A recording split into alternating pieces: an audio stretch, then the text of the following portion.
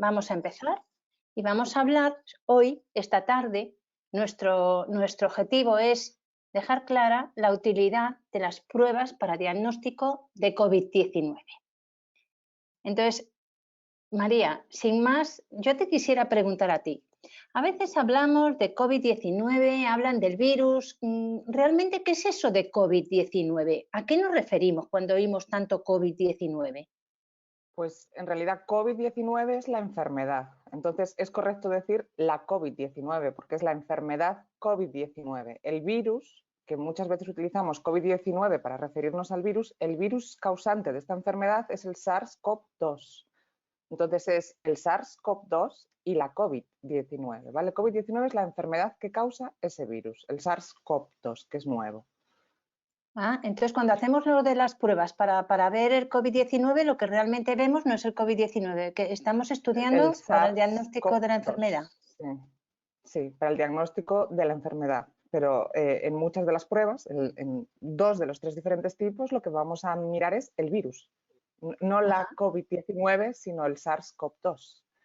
¿Y nos Entonces, este podías virus, contar un poquito sí. de qué va esto del virus? Porque la verdad es que chulo es un rato, bonito se ve, y el nombre, así como coronavirus, pues también, pero las hace Bueno, muy gordas. en realidad no es de tantos colorines, eso es pintado. No es tan Ajá. bonito, pero bueno, es un virus bastante sencillo, es muy, muy chiquitín. Y así a grosso modo, básicamente las partes más importantes son esa proteína S, que es con lo que nos infecta, digamos, lo que se une a nuestras células, su material genético, que es un ARN de cadena simple, y ese material genético lo tienen envuelto en una envuelta en una membrana. Y además, bueno, tiene otras proteínas que le ayudan a infectar, como puede ser la proteína E, ¿vale? Que es esa azulita que está ahí. O sea que tampoco es algo muy complejo, es algo bastante simple. Ajá. Bueno. Y entonces lo que tiene el virus en el centro, ¿qué es? Ese Todo su material genético. es todo su material genético que es muy pequeño y a diferencia de nosotros, que nuestro material genético sería ADN, ácido desoxirribonucleico, en este caso el material genético del virus es ARN, que es lo que nosotros utilizamos para, digamos, decirle a las células qué proteínas tienen que hacer. Pero nosotros, el material genético real nuestro es ADN. Sí que tenemos también ARN, pero no es donde está nuestra información. Ajá, o sea que Y es bueno, mucho más comentar, sencillo que nuestras células, ¿verdad? muchísimo más sencillo, muchísimo más sencillo. Es, vamos, nada que ver con lo complejo que somos nosotros, lo sencillito que es el virus.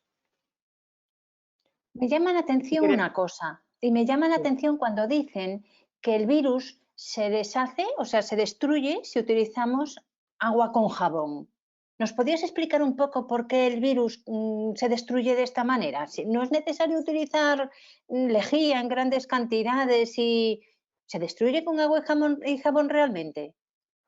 Claro, cuando decimos que el virus tiene protegido su material genético por una envuelta, parece como que fuese un virus muchísimo más resistente. En cambio, eso juega a nuestro favor, porque esa envuelta está formada por lípidos, por grasa.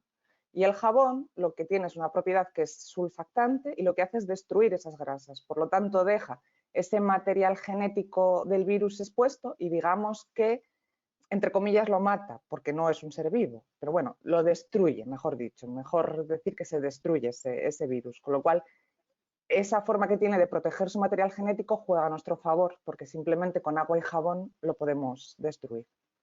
Nos pregunta Elena Calviño que cuánto tiempo de lavado con agua y jabón. Las recomendaciones de la Organización Mundial de la Salud son agua y jabón lavado 60 segundos, con un enjabonado de 40, por lo menos. ¿Vale?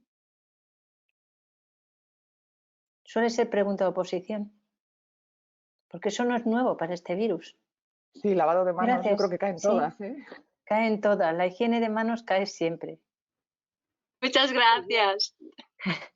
Mira, y nos puedes contar un poquito, ya que has empezado a contarnos un poquito sobre cómo se puede destruir porque tenga lípidos en la membrana y se pueda destruir, ¿nos puedes contar un poquito ¿Qué relación puede tener, por ejemplo, la estructura del virus? ¿Qué nos interesa conocer para poder entender las pruebas COVID?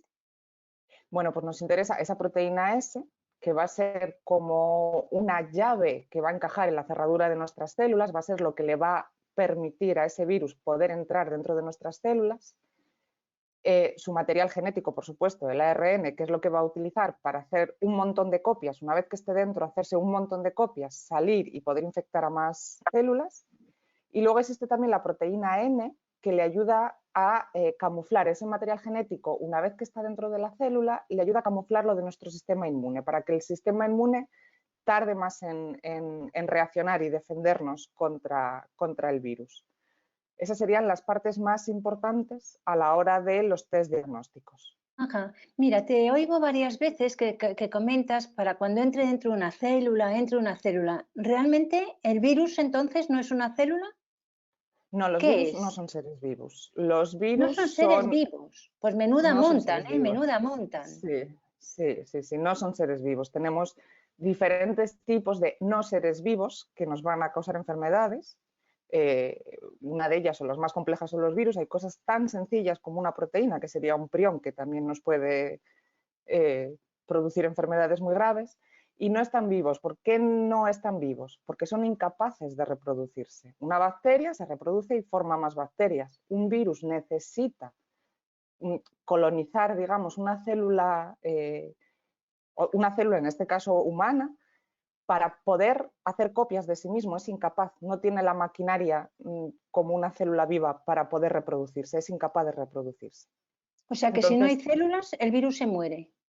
si no hay células, llega un punto en el que el virus se muere, se inactiva, digamos. Es que no es tan correcto Ajá. decir que se muere, porque morirse solo se muere lo que está vivo.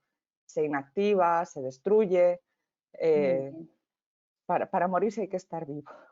Bien, María, gracias. Y mira una cosa, nos dices que hay una proteína que tiene el virus que se llama S, que es la llave. ¿Y esa Sí, llave en qué cerradura lo mete dentro de la célula, pues esa llave en nuestro encaja cuerpo? en una proteína que es un receptor que tenemos en nuestras membranas, las membranas de nuestras células, que es el ACE2, la enzima convertidora de angiotensina 2. Esa proteína está en muchas células, sobre todo en pulmones, en arterias, corazón, riñón, intestinos, y lo que nos ayuda, es una proteína muy necesaria porque nos ayuda a disminuir la presión arterial. Está dentro de un sistema que controla nuestra presión arterial. Entonces, es como una llave, utiliza la llave y con esa llave es capaz de meter su material genético dentro de nuestras células. Como veis en este dibujo, tenemos esa proteína S, que es lo que está en naranja, y la cerradura, que sería el receptor ACE2. ¿Qué hace? Al abrir esa llave, consiguen meter su material genético, que en este caso ya dijimos que es el ARN, utiliza a nuestras propias células para hacer más y más copias de sí mismo, hasta que ha hecho suficientes, que son muchas miles, mata a esa célula, salen todos esos virus nuevos que infectarán nuevas células. O sea, no se utiliza hábilmente para reproducirse. Muy bien. O sea que entran dentro de la célula para poder reproducirse, porque solos no se pueden reproducir, y entonces se multiplican mucho dentro de la célula. Por eso, eso tiene relación con lo que le llaman carga viral, que oímos por ahí de carga viral. Claro, esto es como casi en cualquier enfermedad vírica, cuantas más partículas de virus tengas, más es la posibilidad de estar muy malito. Más células se van a infectar, que a su vez van a formar más virus, que a su vez van a infectar más células, con lo cual el sistema inmune lo tiene mucho más difícil para luchar, porque el ejército es más grande. Necesitamos más ejército. Ajá. O sea que al final podemos encontrarnos con que esto puede ser a lo mejor el interior de la célula y que lo tengamos llenos de partículas de virus. Lleno. Lo que va a utilizar es eso, nuestro propio sistema para fabricar proteínas, para fabricarse las suyas propias, o sea, nos va a utilizar. Esas proteínas tienen la capacidad de ensamblarse solitas, están hechas de tal manera que se pueden ensamblar solas, y una vez que hay una cantidad, miles y miles de virus, esa célula va a morir y los virus van a quedar libres para poder infectar otras células. Y así seguiría, claro, escalonadamente. Nos pregunta Beatriz Martín, que dice si al introducirse el virus dentro de la célula, una vez que encuentra ese receptor que necesita para entrar, si solamente entra el material genético, lo que hay en el interior, o entra completo el virus en la célula. El virus entra completo, pero lo único que interesa o que infecta, digamos, es el material genético, ese ARN, porque, claro, la cantidad de proteínas que tiene ese virus es ínfima. Lo que es importante es el material genético, porque lo que va a hacer es, pues eso, utilizar todo nuestro sistema de reproducción dentro de las células para hacer más y más y más y más. De hecho, lo engaña y lo obliga a trabajar todavía más de lo que haría normalmente. Es decir, lo que nos infecta realmente es el material genético, es lo que nos hace daño. Ajá. Mira, estamos oyendo mucho últimamente, sobre todo desde ayer en la televisión, que hablan de que hay un irlandés que parece que ha identificado que el virus este muta. ¿Qué significa eso, que el virus SARS-CoV-2 muta? ¿Qué quiere decir? Bueno, ¿Para qué nos afecta a nosotros eso? Ese material genético, que es el ARN, está formado por pares de bases. Pares de bases significa, hay 4 letras, A, U, C y G, nada más, solo esas 4 letras, y hay en el virus 30.000 de esas letras, ¿vale? Imaginaos, nuestro genoma tiene 3.000 millones, el virus solamente tiene 30.000 de esas letras que se van repitiendo, y el cambio de una letra, imaginemos que tiene una A y se va a cambiar por una C, eso es una mutación, es decir, cambiar la información que lleva ese material genético. Ajá, o sea que tendría que tener un orden determinado y de repente coge y hace un desorden o se quita un trozo, Claro. hace esas cosas. Exactamente. Esto, hay virus que tienen más tendencia a la mutación y virus que tienen menos tendencia a la mutación. Esto va a depender un poco de ese orden que ha dicho Berta y también de cómo utilice nuestra maquinaria para reproducirse. Es bastante fácil cometer errores. Sería un error que en este caso puede hacer que ese virus deje de ser activo, ese hijo de esos virus deje de ser activo, o puede ser un error que lo convierta todavía en mucho más peligroso, mucho más infectivo, más dañino.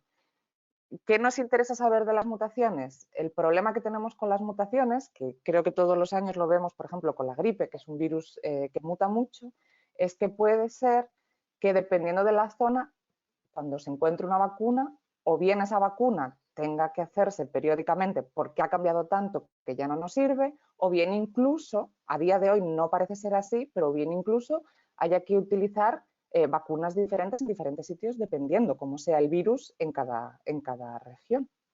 Exactamente, Esther, cuando digo A sería la adenina, uracilo, C-citosina y G-guanina. Son las 4 bases que tiene el ARN. ¿Vale? O sea que esto que nos presentan de que el virus tiene alguna mutación que es distinto, el que puede ser italiano, del americano, del chino, es entonces porque cuando infecta a la población, cuando hace tantas multiplicaciones, es tan despistado que algunas hasta las hace mal y se equivoca, Las hace hacen esas mal. mutaciones. Sí, exactamente.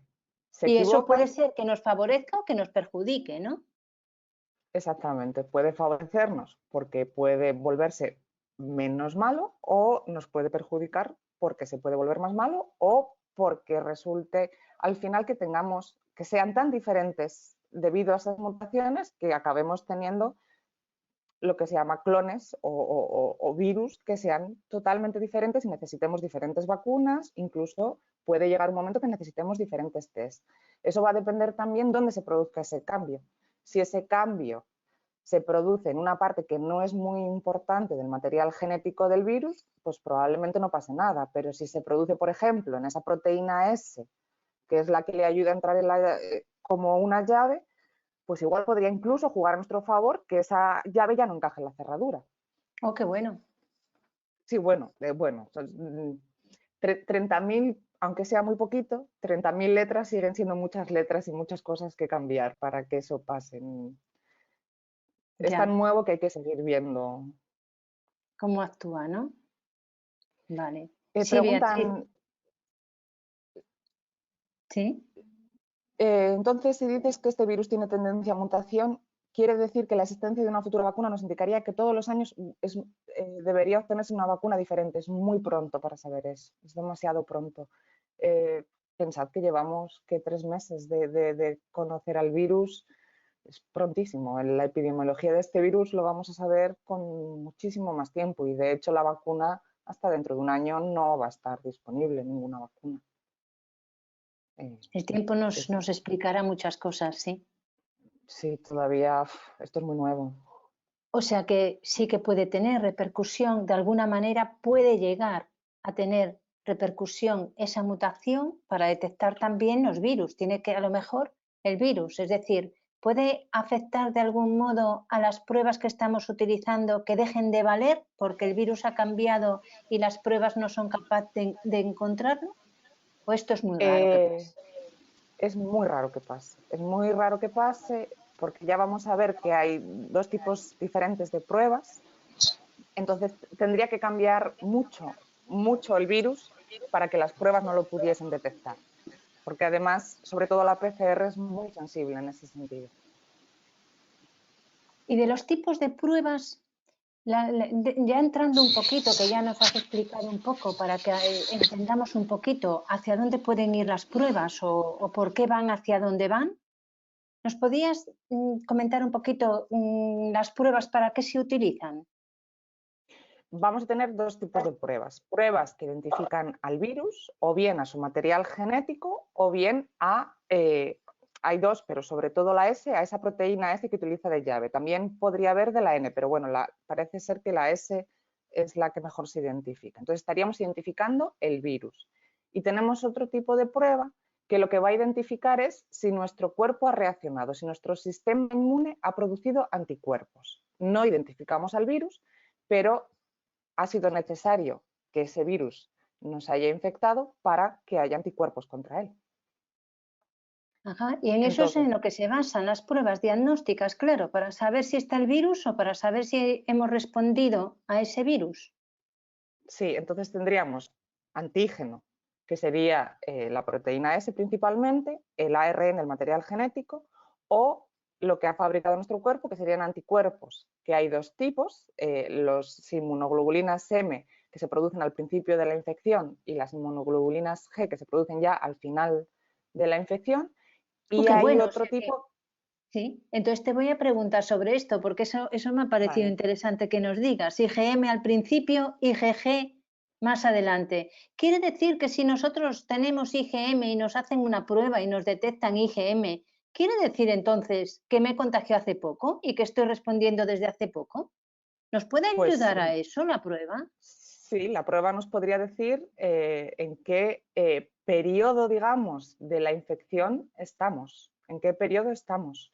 Si aparecen IgG ya sería un periodo tardío, incluso puede haber sido que ya estemos recuperados de esa infección, que ya no estemos infectados. Y una IgM significaría una infección activa. Tenemos todavía el virus, que no quiere decir que tengamos síntomas o que estemos enfermos, pero sí que tenemos el virus. Y la PCR también significa que tenemos el virus. La PCR nunca va a dar positivo si no tenemos el virus. Ajá. María, perdona, pero entonces sí. hay una IgM y el PCR sería positivo.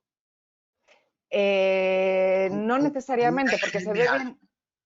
Con una IgM alta hay una alta probabilidad de que la PCR sea positiva, pero la IgM tarda en activarse días, con lo cual puede que ya estemos en el descenso de la cantidad del virus, pero todavía estemos en un pico de IgM.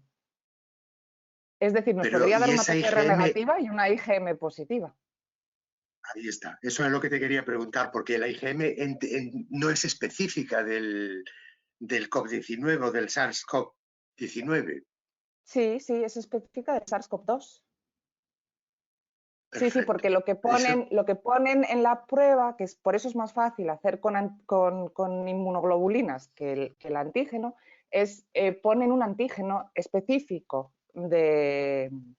marcado del SARS-CoV-2, con lo cual solamente se van a pegar los anticuerpos específicos del SARS-CoV-2. Perfecto. No, es que hay mucho lío por ahí y te preguntan mucho sobre eso, si la IgM está alta, el virus puede estar positiva a la PCR o no, y así lo dejaste muy claro.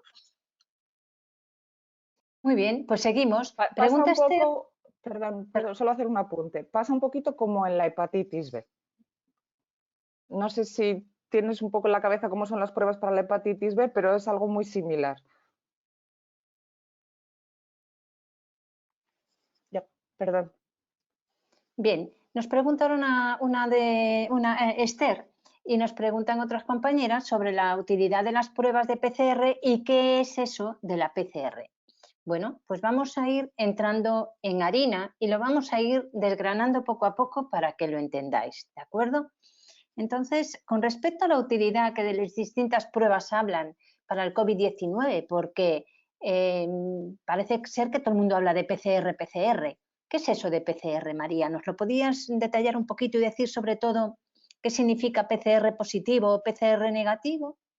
La PCR significa reacción en cadena de la polimerasa. Y como el nombre dice, es en cadena. Es decir, yo voy a tener una copia de ARN del virus y lo que voy a hacer en una máquina es hacer 2 copias, 4 copias, voy a hacer miles de copias, con lo cual me va a ser muy fácil, teniendo muy poquito material, poder verlo, porque lo voy a amplificar de forma sintética, digamos, en una máquina.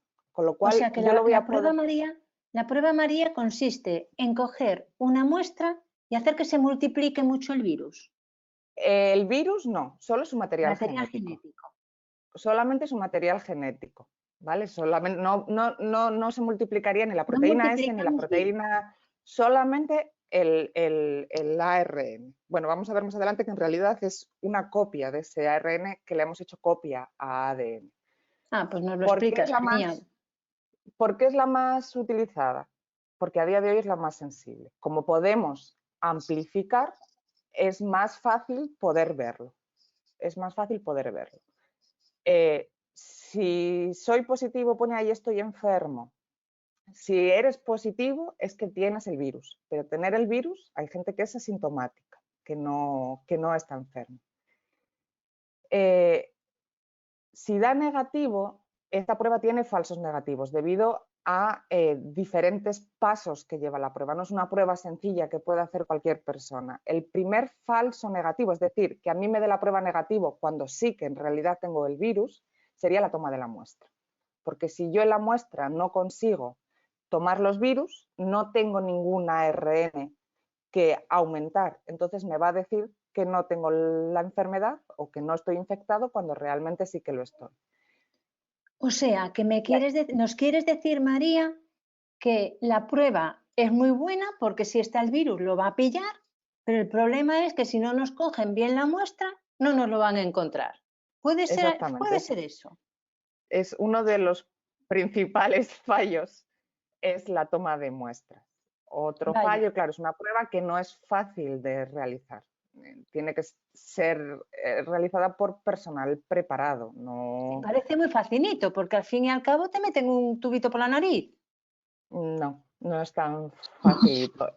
Y luego vamos a tener más pasos donde también se puede ir metiendo la pata, ¿no? Entonces, al final, ¿qué podemos decir de la PCR? Que si es positivo y tengo síntomas, estoy enfermo. Si la PCR me ha dado positivo, pero no tengo síntomas, soy portador asintomático. ¿Qué significa eso? Que aunque yo no esté desarrollando la enfermedad, sí que puedo transmitirle ese virus a otras personas. Y esas otras personas sí que pueden desarrollar la enfermedad. ¿Podría dar un falso positivo? Es decir, que me dé positivo y yo no tengo el virus. Bueno, puede darse contaminaciones, pero es muy, muy, muy raro que podamos amplificar algo que no esté. Debería ser una contaminación. Ahí me ha llamado, María, la atención cuando has dicho contaminaciones. Esas contaminaciones normalmente serían seguramente más en laboratorio, ¿no? O a lo mejor al recoger la muestra o algo. Claro, recoger la muestra o en laboratorio, pero eso ya es más raro que pase. Y además casi todas estas técnicas a día de hoy se está procurando hacerlas de forma automatizada con máquinas que evitan mucho también estas contaminaciones. Con lo cual un falso positivo es muy raro, muy pocos, muy pocos. Ajá. Y si yo soy Si la- negativa, puedo decir genial, estoy limpita. No, no con tanta alegría. Si, si se es negativo, puede ser principalmente que la muestra sea si se es negativo se puede estar sano. Se puede estar sano y no estar infectado, por supuesto, pero sí que hay muchos más falsos negativos que falsos positivos. Por ejemplo, la toma de muestra. Otro ejemplo, que aunque sigamos infectados y sigamos siendo portadores, tengamos una carga viral ya mucho más baja, pero seguimos teniendo el virus. O eso, que en el procesado de la muestra, pues hayamos sin querer destruido la muestra o algo así. Quiero decir que se puede perfectamente dar negativo estando infectado. Ah, pues es bueno saberlo, porque algunos pensamos que nos dan un certificado ya para poder pasar fronteras. Hay que tener también siempre muy en cuenta la sintomatología. A veces la clínica manda mucho. Ajá. Genial. Pues si nos pudieras contar un poquito con tipos de test que hay, porque nos comentabas esto sobre el PCR Sí. o la PCR. Entonces, para la PCR lo que necesitamos es el material genético del virus y para eso necesitamos tener el virus. ¿Qué muestras se suelen utilizar? Pues se suelen utilizar hisopos nasofaringios, preferentemente, mejor que orofaringios, nasofaringios, pues los bastoncitos que lo que hacen es tomar la muestra y se supone que ahí está el virus y de ahí se hace la PCR. También se puede hacer pues, en pacientes que están muy malitos de lavados broncoalveolares, pero vamos, preferentemente con hisopos nasofaringios. Para los anticuerpos, como los anticuerpos los tenemos circulando por la sangre, lo que vamos a tomar es una muestra de sangre, como los test para hacer la glucosa. Vamos, simplemente un pinchacito con una lanceta y ya un poquito de sangre nos valdría. Y para estudiar los antígenos, como el antígeno es esa proteína que está en el virus, también necesitamos el virus. ¿Qué es lo que pasa? Que por mucho que, y eso en mi opinión se está haciendo bien, por mucho que cojamos el virus o por mucho que nos pongan en las casas comerciales que hay una sensibilidad y una especificidad y todo, el Instituto Carlos III, antes de aplicar cualquier test, ellos hacen pruebas para ver cuál es la sensibilidad y la especificidad real en la población española.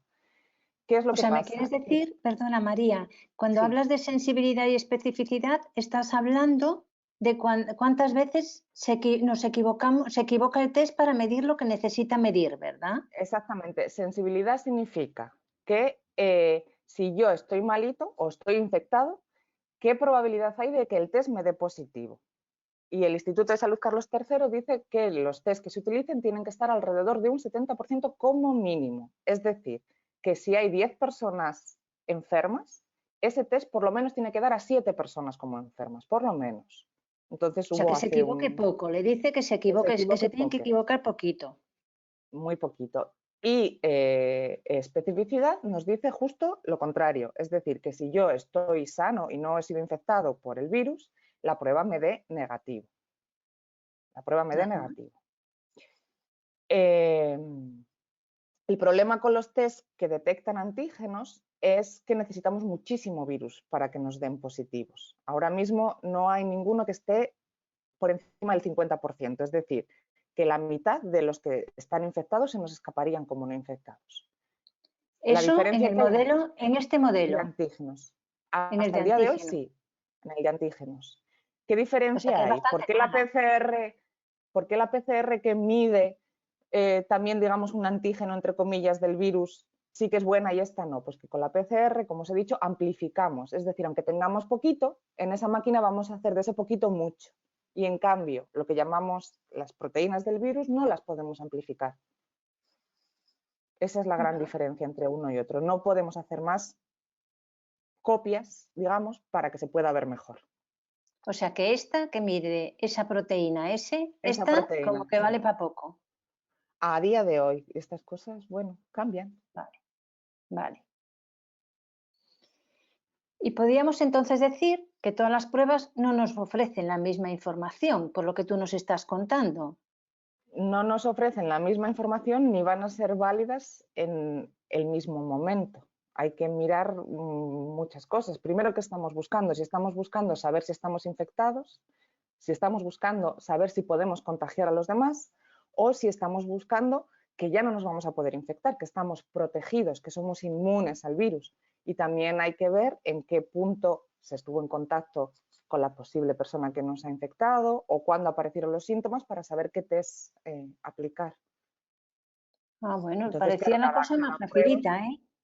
no, cada prueba va a tener un objetivo distinto en diferentes también estratos de la población y también una PCR necesita mucho tiempo, es más cara, necesita personal preparado, un test de antígenos, de anticuerpos, perdón, es mucho más fácil de llevar a un sitio y hacerlo. Va a depender de muchísimas cosas. ¿Nos Bueno, puedes pues eso, la contar un PCR, poquito? sí. Sí, PCR, por fin. A día de hoy es la prueba con mayor fiabilidad, es decir, es la prueba de la que más me puedo fiar. Si me dice que estoy enfermo o infectado, que lo estoy, y si me dice que estoy sano, irme para casa bastante contento. No al 100%, pero bueno, bastante contento. ¿Qué problemas tiene? No podemos hacer test masivos, es lento. Se va a necesitar como mínimo entre 4 y 5 horas para tener resultados. Como os venía diciendo, solamente se puede hacer por personal cualificado. Vamos a tomar la muestra con ese escobillón o hisopo para intentar coger virus, ¿vale? Lo que estamos intentando es coger virus. O sea que no vale en la puntita de la nariz, toda la toma de muestra, vaya rollo. No vale en la puntita de la nariz, hay que escarbar bien. Ahí sería el primer error. Entonces, ¿qué es lo que vamos a mirar? El ARN del virus. Entonces, lo primero que tenemos que hacer es aislar, conseguir extraer del virus ese ARN. Normalmente lo vamos a hacer en máquinas que lo extraen automáticamente. Hay que cargar las muestras y las máquinas se van a encargar de extraerlo. También minimizamos la contaminación y minimizamos la exposición de los técnicos hacia una posible contaminación o infección para sí mismos. Esta extracción en automática puede tardar aproximadamente unos 3/4 de hora, aproximadamente. Y vamos a tener eso solo para diferentes sacar el virus para volúmenes. afuera, el material Solamente genético. para sacar el material genético. Y vamos a poderlos hacer o de 24 en 24 o de 96 en 96. Pero aproximadamente ella, entre que tomamos la muestra, la cargamos y la aislamos, ya ha pasado más de una hora. El ARN no podemos amplificarlo, no existe nada que pueda hacer copias de ARN. Entonces lo tenemos que pasar a ADN, como nuestras células, ¿no? Pasarlo a ADN. Y para esto vamos a utilizar la retrotranscripción, que es, lo hemos copiado de virus. Vamos a utilizar a los virus para poder diagnosticar virus. Entonces, hay una proteína, una enzima de los virus que nos permite convertir ese ARN en ADN, ¿vale? Y ahí, aquí ya hemos gastado otra hora. Aquí ya hemos gastado otra hora, pero por fin tenemos esa copia del material genético del virus para poder mandarla a lo que es la PCR, que no es otra cosa que de una copia que teníamos, las copias que fuesen, hacer exponencialmente un montón de copias. Para esto existen kits comerciales que ya han sido probados y la ventaja que tienen es que son multiplex. Multiplex, ¿qué significa? Que en la misma muestra vamos a poder medir más de una parte del ARN. Evidentemente las 30.000 pares de bases no, pero vamos a poder medir diferentes partes muy específicas del SARS-CoV-2. Como mínimo los que están vendiendo miden 3, incluso más, con lo cual ahí tenemos algo súper específico, porque veíamos antes lo de las mutaciones. Aunque estuviese uno mutado, todavía tendríamos otros 2 para seguir viéndolo y pudiéndolo detectar, ¿vale? Y esto se hace O sea, en que la es muy importante misma eso del muestra. multiplex. Está bien, Entonces, o sea, no vamos a solamente mide un trocito, mide varios trocitos del virus. varios trozos específicos del SARS-CoV-2, son todos específicos, o bien de la proteína S, o bien de la proteína N, o bueno, de otro tipo de partes específicas del virus. Es decir, si la PCR nos da positivo, es que tenemos el ARN del SARS-CoV-2.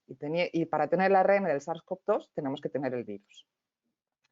Y si nos da negativo, hay una alta probabilidad, si está tomada la muestra en el momento que debería ser y bien tomada, y en el laboratorio se ha hecho todo bien, que no tengamos la infección, pero no se excluye la infección. Porque la seguridad de que la muestra nos la hayan tomado bien tampoco lo vamos a poder tener, ¿no, María? Se podrían hacer controles, en la PCR se podrían hacer controles. Se podría evaluar quién te toma la muestra, ¿no? Pero normalmente hoy en día hasta ahora no se está haciendo, por lo menos en nuestro medio. Se podrían hacer varios controles, pero bueno. También existen otro tipo de PCRs que a día de hoy se llaman RUO, Research Use Only, solo para uso en investigación, que permiten hacerlo todo muchísimo más automático y más rápido. Podríamos medir una muestra en 50 minutos, ¿vale? Una muestra en 50 minutos. Y cada una de estas maquinitas, módulos, nos van a permitir medir 4 muestras. Pero además no solamente tiene la ventaja de que serían 50 minutos en vez de en esas 4 horas, sino que no solamente vamos a buscar el SARS-CoV-2, sino que en esos cartuchitos que tenéis ahí, que se metería directamente la muestra, el hisopo nasofaringio, vamos a mirar bacterias que pueden producir enfermedades con sintomatología muy parecida y también virus como la gripe A, que también produce sintomatología muy parecida. Es decir, mediríamos 22 enfermedades diferentes, entre ellas incluidas la SARS-CoV-2, que tienen todos una sintomatología parecida. Entonces, ahí podríamos discriminar no solamente si se tiene la COVID-19, sino si esos síntomas son debidos a otra enfermedad. Claro, pues esto es buenísimo, María. Esto es buenísimo porque siempre que hay alguien acatarrado pensamos que es COVID-19 y aislamiento completo y a lo mejor resulta que no lo podíamos ahorrar. El problema de esto es que son 4 muestras en 50 minutos. La PCR son 94 muestras en 4 horas. Si hacemos las matemáticas, la PCR sigue siendo a día de hoy. No salen. Claro. No salen. Esto puede ser en el futuro, cuando no haya tanta carga de infectados, pues podría servir para discriminar los que son, porque las demás enfermedades va a seguir habiéndolas, no va a desaparecer la gripe. Entonces, esto en un futuro podría ayudar para discriminar nuevos casos cuando baje la curva, nuevos casos, o si por el contrario es simplemente una gripe. Qué chulo está bien. Esta es otra de las pruebas, María, la que decías, esta ya no es la PCR, este era aquel antígeno que decías tú que daba resultados un poco chungos, ¿no? A día de hoy todavía sí, no está dando la sensibilidad que se esperaba. Eran aquellos tests que se compraron que, bueno, prometían mucho y al final pues no parece. Pero bueno, todo avanza. Esta es la caja de Pandora. Sí. Entonces se cogería la misma muestra, claro, porque lo que necesitamos es tener el virus. Entonces sería exactamente la misma muestra que para la PCR. El problema aquí es que no podemos amplificar. Es decir, con lo que hay que detectar. Entonces aquí el error ya de recogida de muestra o de que haya poca carga viral ya se convierte en mucho más grande y la sensibilidad, es decir, la posibilidad de detectar a los que estén infectados baja muchísimo, baja mucho, aunque sería un test mucho más sencillo.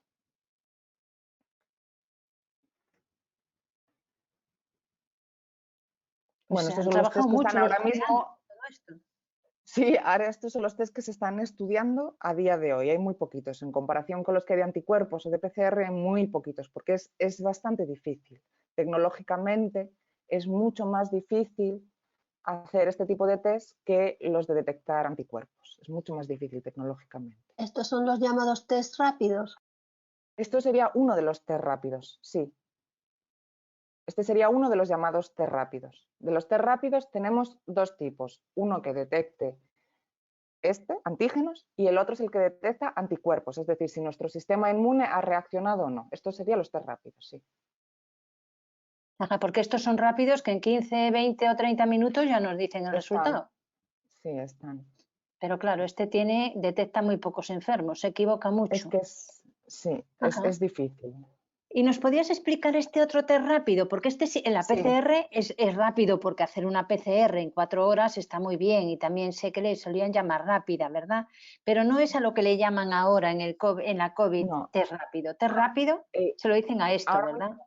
Sí, a estos test, tanto el de antígeno que no está funcionando muy bien como el de anticuerpos, que lo detectamos en 10-15 minutos, muy fácil porque son rayitas muy parecidas a un test de embarazo, no hace falta tener mucha experiencia para poder leerlo.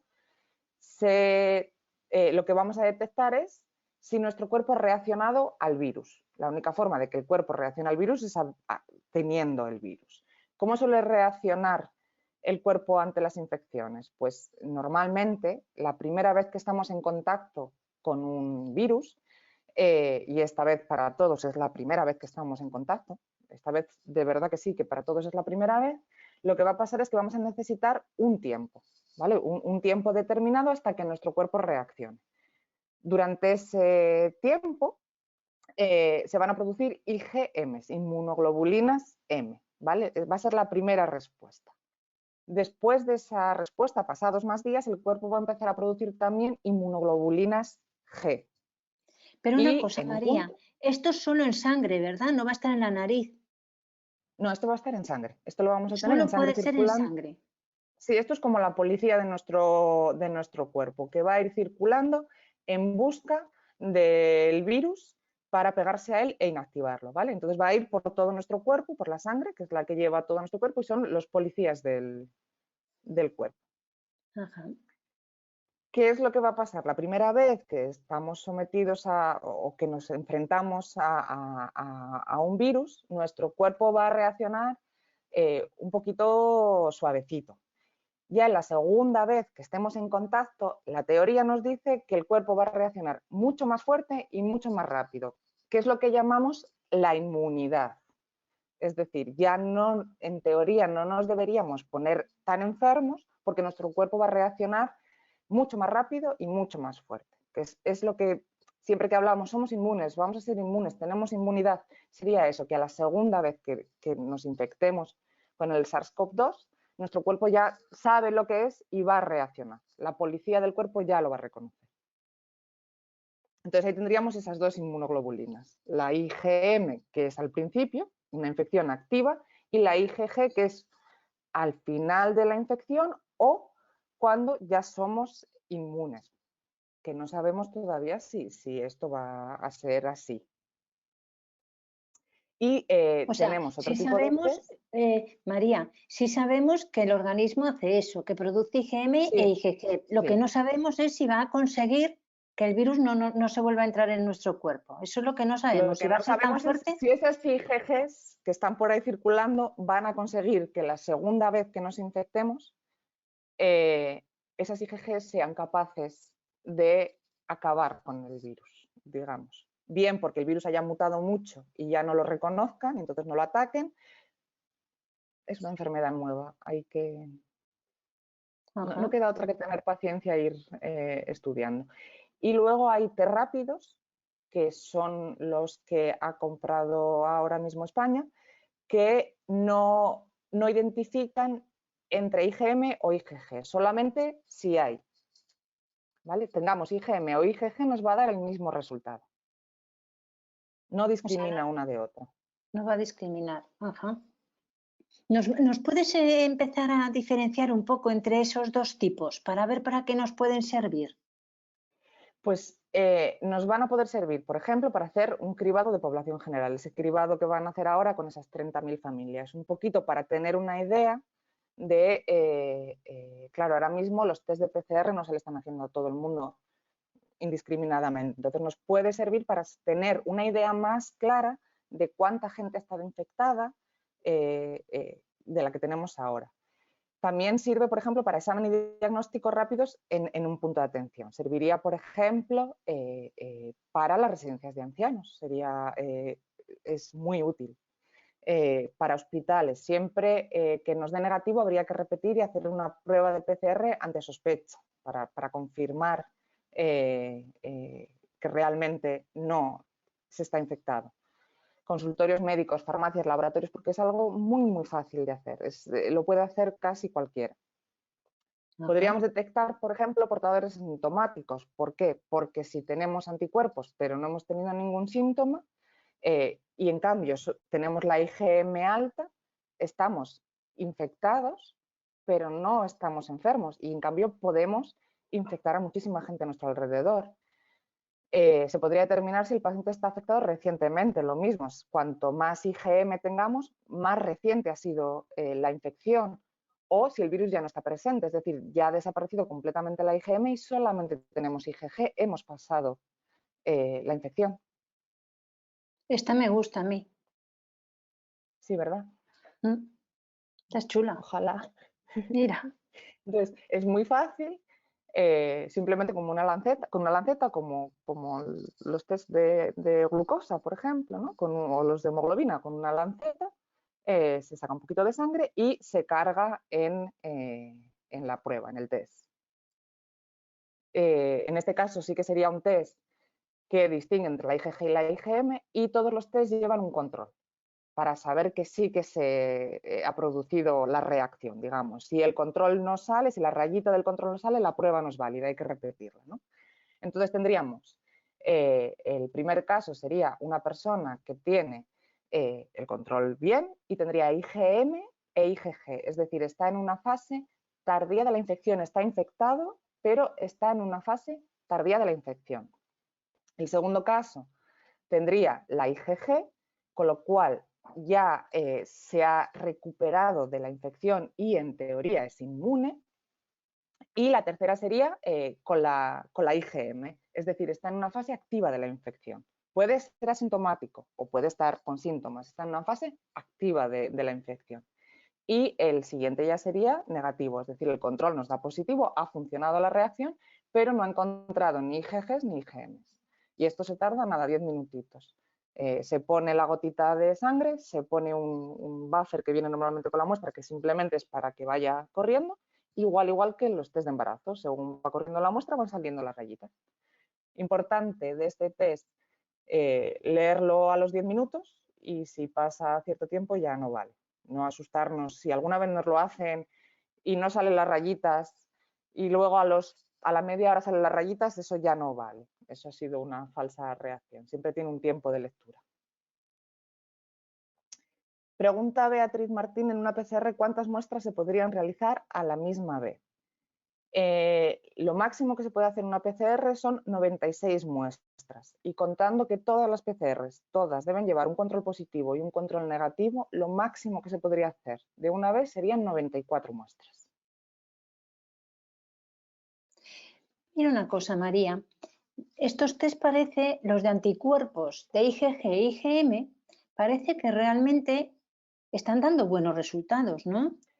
Sí, la sensibilidad está alrededor del 80%, es decir, que si tuviésemos 10 personas infectadas, 8 de ellas nos darían positivos, siempre y cuando, por lo que estuve leyendo, siempre y cuando sea 7 días después de haber empezado la sintomatología.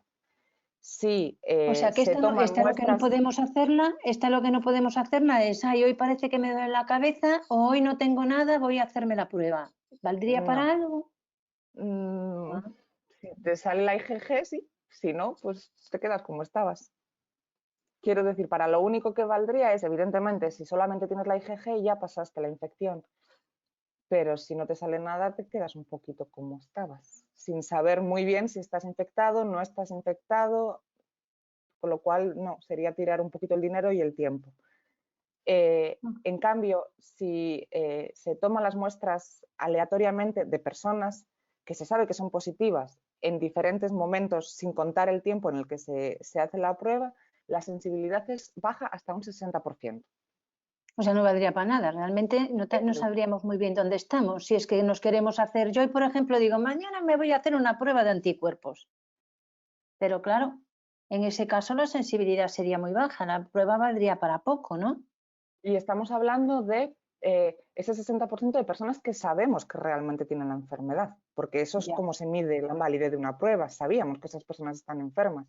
Si ya metemos en la ecuación que ni siquiera sabemos si estamos enfermos o no, ya es muy difícil de valorar, ¿verdad? Sí, Y la especificidad lo que nos vendría a decir es que la prueba nos haya dado negativa y realmente seamos negativos. ¿Por qué la especificidad estaba solamente en un 80 y algo 90%? Porque puede ser que todavía, que sí que estamos infectados, pero estemos en esa fase en la que todavía nuestros anticuerpos no sean detectables. Todavía es una fase demasiado temprana de la enfermedad para que se puedan detectar. Oye, mire, y una Entonces, cosa. sí. Esto tiene que ver con los anticuerpos que parece ser que se están intentando utilizar de pacientes enfermos para el tratamiento de los más graves porque no responden a los tratamientos que tenemos. ¿Podría ser esto una utilidad? Sí, Estos porque si anticuerpos. tiene estas pruebas, sí, claro. En este caso sí, porque todo aquel paciente que tenga IgGs, lo que se va a intentar aislar de los sueros de esas personas son esas IgGs para trasladarle esa inmunidad de forma artificial a la persona que su sistema inmune no está respondiendo de una forma eficiente, por decirlo de alguna manera, y pasarle esa inmunidad, aunque sea de forma artificial. Ajá. Entonces, Bueno, claro, sí, deberían dar positivo porque deberían tener una alta titulación de IgGs, esos donantes de plasma. mira, ¿y qué te parece? ¿Cuál es tu opinión sobre las pruebas que hemos visto hasta ahora con más peso, las que determinan IgM y IgG para saber si he tenido infección reciente, si tengo respuesta y me estoy defendiendo bien frente al virus? ¿Cuál es tu opinión sobre esas pruebas que detectan que me estoy defendiendo, pero no sé con qué tipo de anticuerpos, no sé con qué tipo de inmunoglobulinas, si son recientes, si ya son de la fase tardía de la enfermedad? ¿Qué opinas de este tipo de pruebas? ¿Para qué sirven o qué nos permiten conocer? Hombre, pues diagnóstico no mucho porque puede que nos den positivas y ya hayamos pasado la infección, pero sí que sirven mucho para estudios poblacionales, es decir, para saber, que va a ser muy importante en el futuro, sobre todo de cara a rebajar, digamos, las medidas de confinamiento, cuánta gente realmente en España ha estado en contacto con el virus. Salió del London College, no me acuerdo exactamente cuál era, que se estimaba en España, era algo así como entre 150.000 personas o 7 millones. Entonces, Es claro, con amplio esa el estimación, abanico. claro, con ese abanico pues no se pueden tomar decisiones. En cambio, estas pruebas sí que haciendo pruebas masivas, como ese estudio de esas 30.000 familias, nos pueden aportar una idea realmente hasta qué punto hay asintomáticos que ya pasaron la enfermedad o hasta qué punto la población ya ha estado en contacto con ese virus. No tanto Claro. como para un diagnóstico de una persona concreta, sino para saber como país cómo hemos sido afectados por el virus. Ajá, o sea, cada una tiene su utilidad, pero no todas valen para todo, entonces, claro. Claro, no, esto... ¿Esta es la que está utilizando ahora el Ministerio con lo que veo sí, aquí? ¿Es la que está utilizando? sí. Ese test exactamente, la que no diferencia entre IgGs e IgMs, que solo mide la aparición de los anticuerpos totales, es decir, me diría una mezcla o solo IgMs o solo IgGs o la mezcla de los dos, pero es imposible con ese test saber lo que estamos midiendo. Y como os decía, la sensibilidad baja al 64% cuando se aplica en pacientes sin tener en cuenta el tiempo de evolución de la enfermedad. Es decir, hecha al tuntún porque me apetece a mí hacérmela ahora o porque en esta clínica privada me la hacen, no te vas a poder fiar muy bien de los resultados.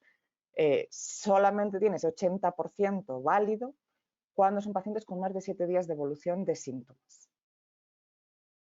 O sea, que me tengo que sentir un poco enfermito, ¿verdad? Con 7 días por lo menos para poderme hacer una prueba. Lo mejor es que sea un médico el que diga qué prueba te tienes que hacer y cuándo te la tienes que hacer. Eso siempre es lo mejor, seguir la recomendación de un médico a la hora de estas cosas. Porque bueno, como siempre, pues habrá gente que por dinero haga la prueba sin tener un poco en cuenta si la necesitas o no, o si te va a aportar algo de información. Oye, este esquema, María, me parece interesante, porque recoge ahí distintos periodos de la enfermedad. Parece que está bastante estudiada ya en cada fase, en cada etapa de la enfermedad, cuál puede ser la prueba un poco más indicada, ¿no? Por lo que parece Claro, que también, pones en este esquema. sí, también hay que tener en cuenta que estas cosas aparecen rapidísimo y de la misma forma también pueden cambiar, aparecerán test más sensibles, aparecerán nuevos test, igual dentro de 2 meses resulta que el test estrella es el del antígeno, eso, claro, lo que tiene esto es que avanza, por suerte, muy, muy rápido, no solo para cómo avanza la enfermedad, sino cómo avanza la ciencia y cómo van cambiando también los test diagnósticos. O sea que aquí es curioso. ¿Nos podrías explicar un poquito este esquema que nos has puesto? Pues sí, tenemos los diferentes periodos de la enfermedad, el periodo ventana, que es ese periodo en el que no vamos a poder detectar ninguno de esos anticuerpos, ¿vale? Ese periodo de 5, 6, 7 días donde no vamos a poder detectar anticuerpos, el estadio temprano de la infección, la fase activa, la fase final y una infección pasada. ¿Qué tendríamos? Que en ese periodo ventana la única forma que vamos a tener de diagnosticar esa infección va a ser con la PCR. Es la única forma de diagnosticar, pero fijaos que al principio incluso vamos a tener solamente una crucecita positiva, incluso en ese punto nos podría dar negativa la PCR y sí que estamos infectados.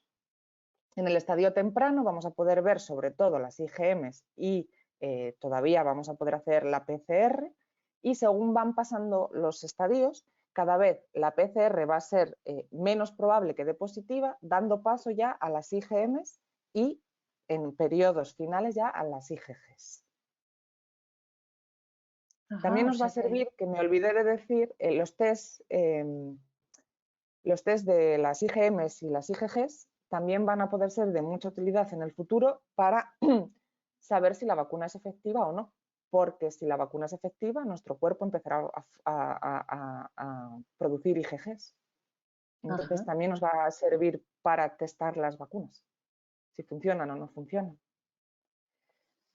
Bueno, pues la verdad es que esto promete bastante futuro, ¿no? Para el diagnóstico, para la utilidad, para plantearse un tratamiento y sobre todo el conocimiento, ¿no? de los distintos estadios de la enfermedad, que parece que en poquísimo tiempo se ha podido estudiar tan en profundidad lo que está ocurriendo en la población, ¿no? Yo creo que todas nunca estas... en la vida he visto que todos los científicos de todo el mundo a la vez solamente se dediquen a una cosa.